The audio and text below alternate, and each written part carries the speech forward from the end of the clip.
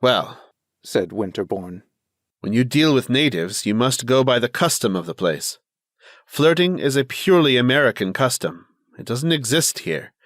So when you show yourself in public with Mr. Giovanelli, and without your mother— Gracious, poor mother, interposed Daisy.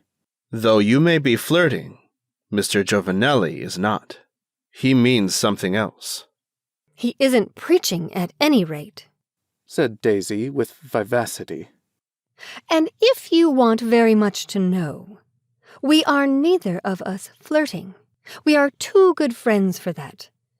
We are very intimate friends. Ah, rejoined Winterbourne. If you are in love with each other, it is another affair. She had allowed him up to this point to talk so frankly that he had no expectation of shocking her by this ejaculation, but she immediately got up, blushing visibly, and leaving him to exclaim mentally that little American flirts were the queerest creatures in the world.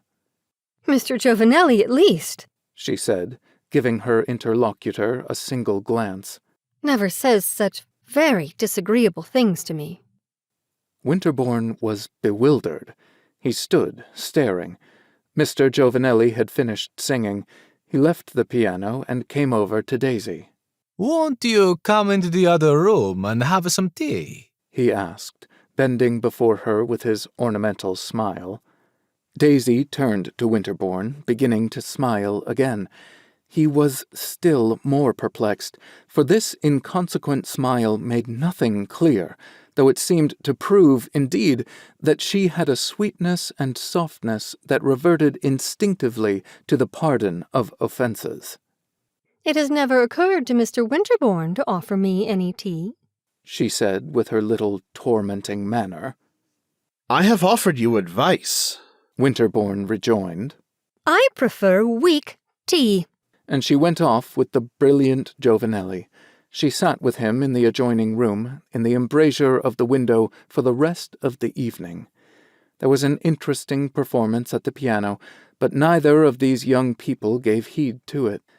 When Daisy came to take leave of Mrs. Walker, this lady conscientiously repaired the weakness of which she had been guilty at the moment of the young girl's arrival.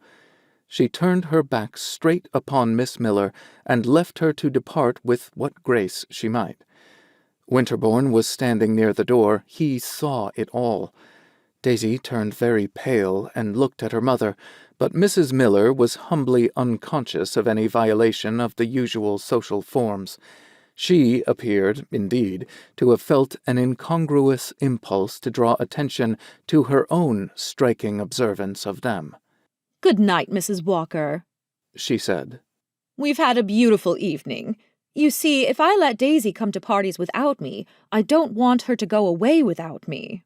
Daisy turned away, looking with a pale, grave face at the circle near the door. Winterbourne saw that, for the first moment, she was too much shocked and puzzled even for indignation. He, on his side, was greatly touched. That was very cruel, he said to Mrs. Walker. "She never enters my drawing-room again," replied his hostess.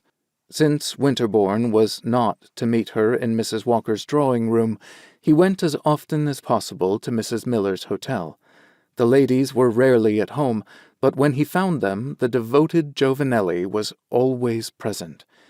Very often the brilliant little Roman was in the drawing-room with Daisy alone, Mrs. Miller being apparently constantly of the opinion that discretion is the better part of surveillance.